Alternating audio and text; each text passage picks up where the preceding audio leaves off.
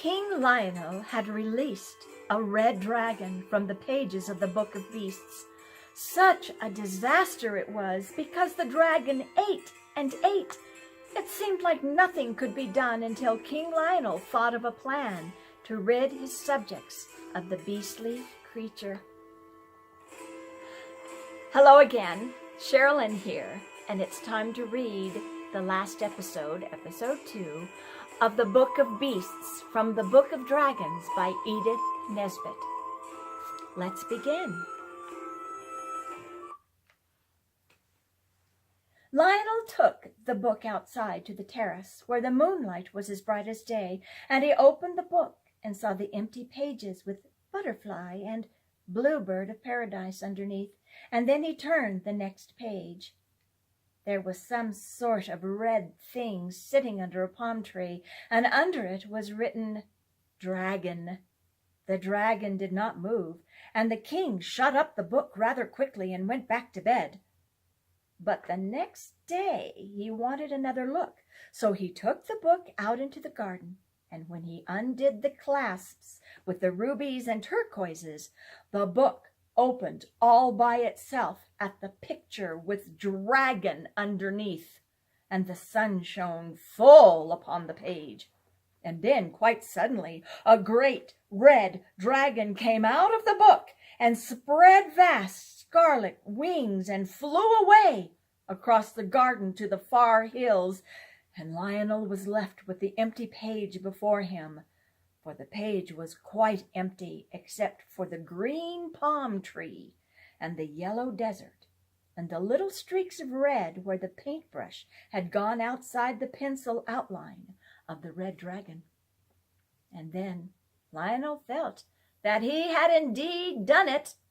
He had not been king 24 hours, and already he had let loose a red dragon to worry his faithful subjects' lives. And they had been saving up so long to buy him a crown and everything. Lionel began to cry. The chancellor and the prime minister and the nurse all came running to see what was the matter, and when they saw the book, they understood. And the chancellor said, "You naughty little king! Put him to bed, nurse, and let him think over what he's done."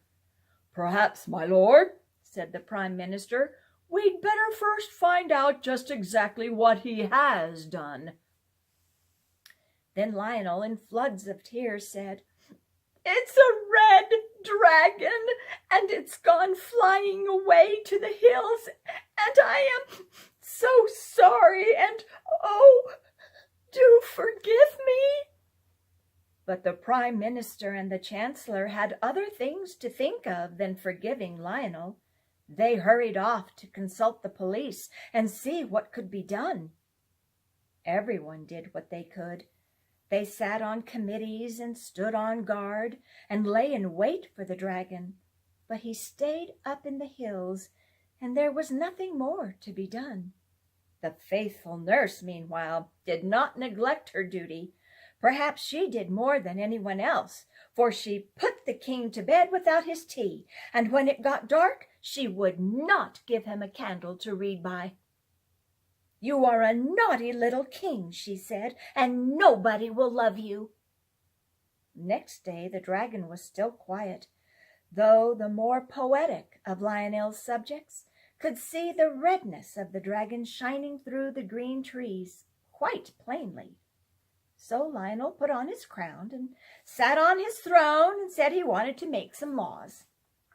And I need hardly say that though the prime minister and the chancellor and the nurse might have the very poorest opinion of Lionel's private judgment, and might even send him to bed, the minute he got on his throne and set his crown on his head, he became infallible, which means that everything he said was right, and that he couldn't possibly make a mistake.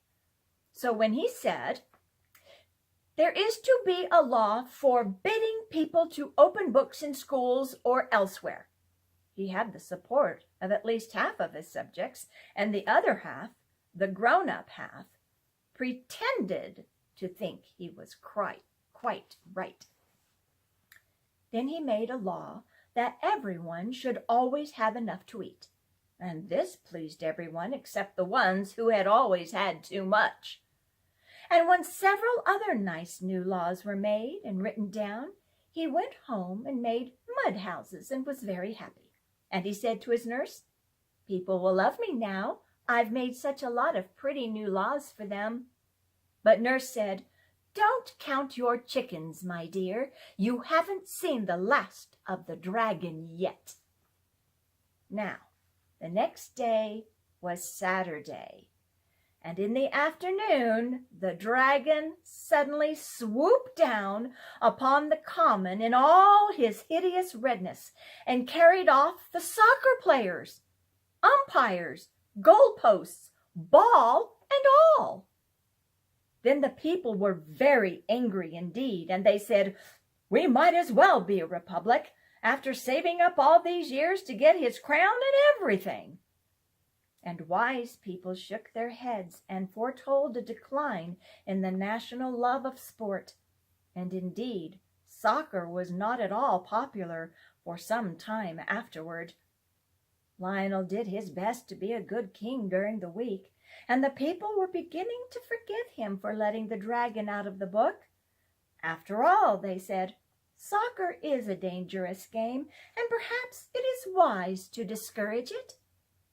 Popular opinion held that the soccer players, being tough and hard, had disagreed with the dragon so much that he had gone away to some place where they only play cat's cradle and games that do not make you hard and tough. All the same, Parliament met on the Saturday afternoon, a convenient time, for most of the members would be free to attend to consider the dragon. But unfortunately, the dragon, who had only been asleep, woke up because it was Saturday, and he considered the Parliament. And afterwards there were not any members left. So they tried to make a new Parliament. But being a member of Parliament had somehow grown as unpopular as soccer playing, and no one would consent to be elected, so they had to do without a Parliament. When the next Saturday came around, everyone was a little nervous, but the Red Dragon was pretty quiet that day, and only ate an orphanage. Lionel was very, very unhappy.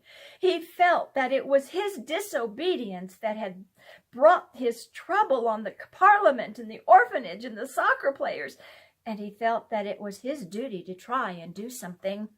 The question was, what? The bluebird that had come out of the book used to sing very nicely in the palace rose garden, and the butterfly was very tame and would perch on his shoulder when he walked among the tall lilies. So Lionel saw that all the creatures in the book of beasts could not be wicked like the dragon, and he thought, suppose I could get another beast who would fight the dragon. So he took the book of beasts out into the rose garden and opened the page next to the one where the red dragon had been, just a tiny bit, to see what the name was. He could only see Cora, but he felt the middle of the page swelling up thick with the creature that was trying to come out, and it was only by putting the book down and sitting on it suddenly very hard that he managed to get it shut. Then he fastened the clasps with the rubies and turquoises in them and sent for the Chancellor, who had been ill since Saturday, so had not been eaten with the rest of the Parliament. And he said, "What animal ends in Cora?" The Chancellor answered, "The manticora, of course." "What is he like?" asked the king. "He is the sworn foe of dragons," said the Chancellor. "He drinks their blood. He is yellow, with the body of a lion and the face of a man. I wish we had a few manticoras here now, but the last died hundreds of years ago. Worse luck." Then the king ran and opened the book at the page that had Cora on it, and there was the picture, Manticora, all yellow, with a lion's body and a man's face, just as the Chancellor had said. and under the picture was written, Manticora. In a few minutes, the Manticora came sleepily out of the book, rubbing its eyes with its hands and mewing piteously. It seemed very stupid.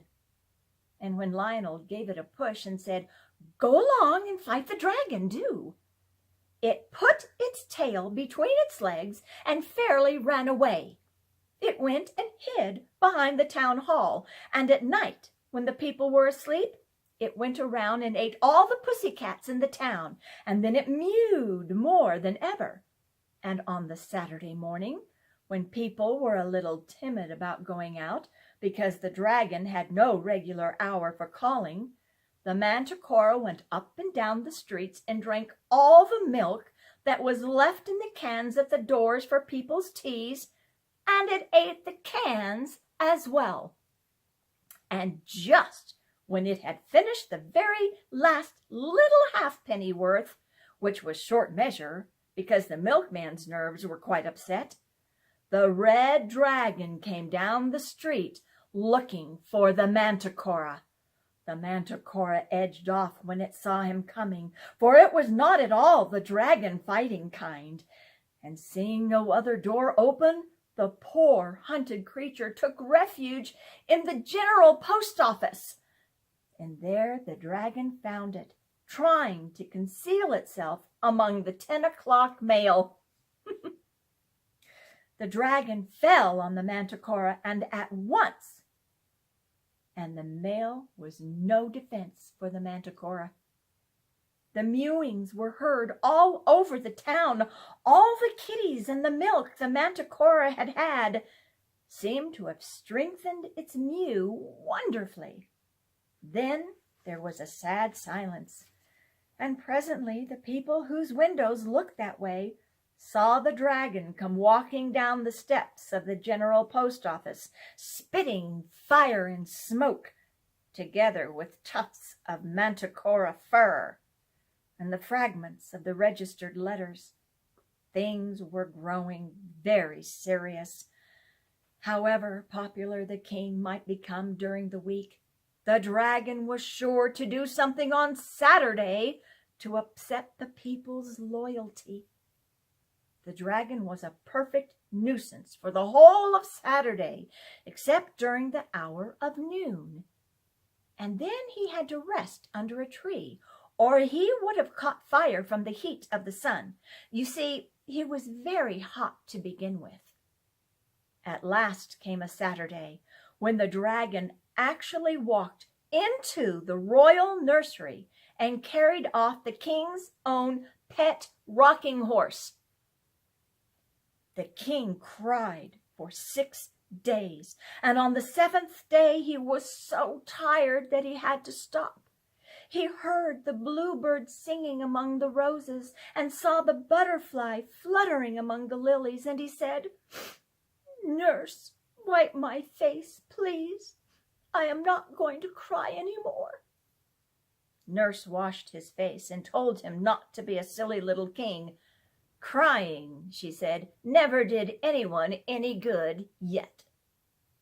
"I don't know," said the little king. "I seem to see better and to hear better now that I've cried for a week.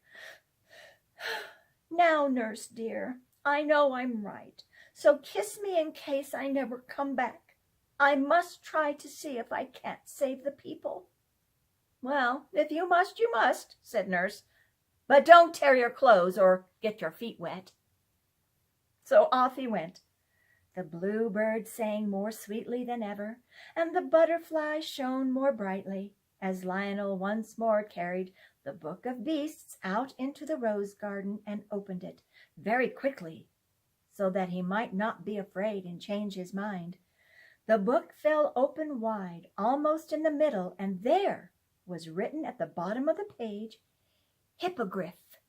And before Lionel had time to see what the picture was, there was a fluttering of great wings, and a stamping of hooves, and a sweet, soft, friendly neighing, And there came out of the book a beautiful white horse with a long, long white mane and long, long white tail.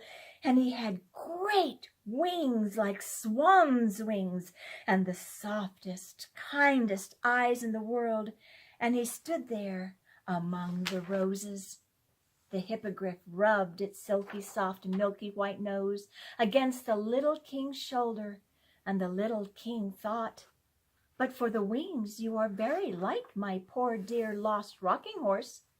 And the bluebird's song was very loud and sweet. Then suddenly the king saw coming through the sky the great, straggling, sprawling, wicked shape of the red dragon.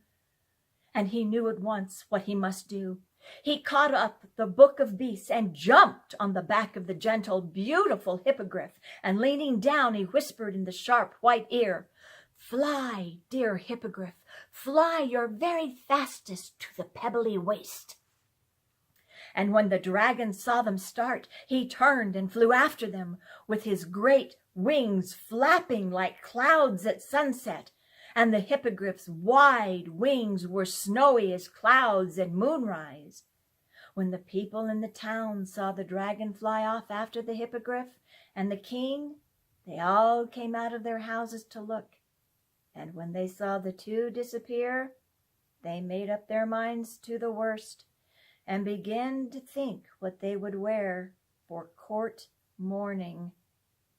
But the dragon could not catch the hippogriff.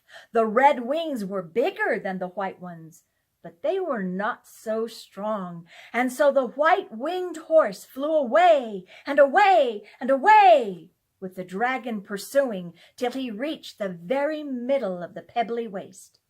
Now, the pebbly waste is just like the parts of the seaside where there is no sand, all round, loose, shifting stones. There is no grass there, and no tree within 100 miles of it. Lionel jumped off the white horse's back in the very middle of the pebbly waste, and he hurriedly unclasped the book of beasts and laid it open on the pebbles. Then he clattered among the pebbles in his haste to get back on to his white horse, and had just jumped on when up came the dragon.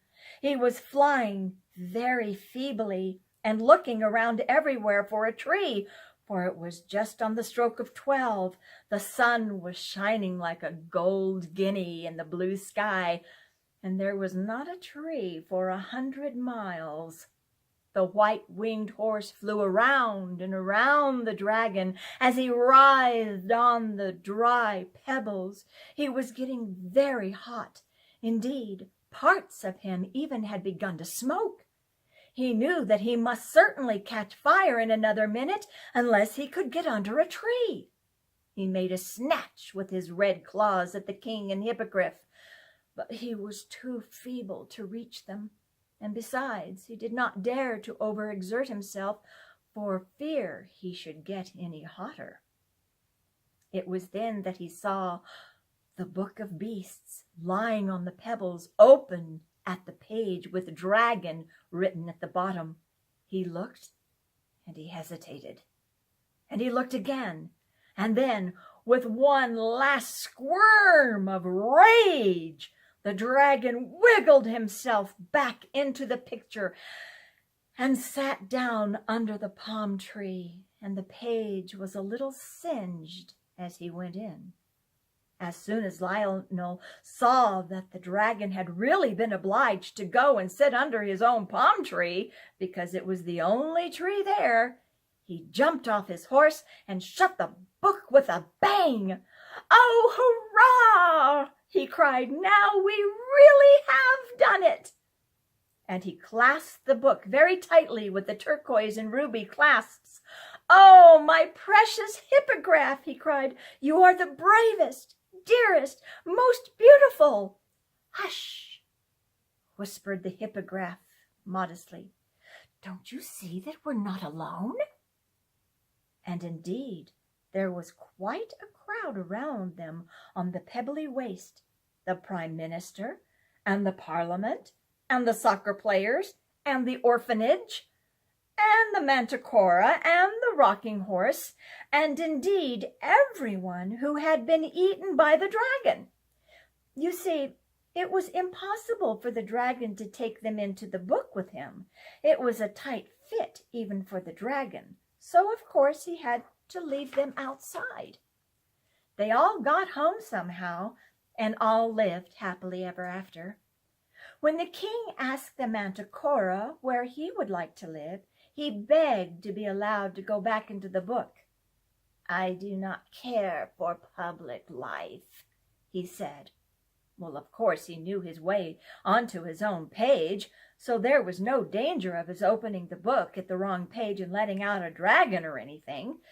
So he got back into his picture and has never come out since. That is why you will never see a manticora as long as you live, except in a picture book. And of course he left the kitties outside because there was no room for them in the book, and the milk cans too. Then the rocking horse begged to be allowed to go and live on the hippogriff's page of the book. "I should like," he said, "to live somewhere where dragons can't get to me." So the beautiful white-winged hippogriff showed him the way in, and there he stayed till the king had him taken out for his great-great-great-great-grandchildren to play with. As for the hippogriff, he accepted the position of the king's own rocking horse, a situation left vacant by the retirement of the wooden one. And the bluebird and the butterfly sing and flutter among the lilies and roses of the palace garden to this very day. The end. I hope you enjoyed the story of the Book of Beasts. So until we meet again, where I'll read the second book within the Book of Dragons, I bid you good day.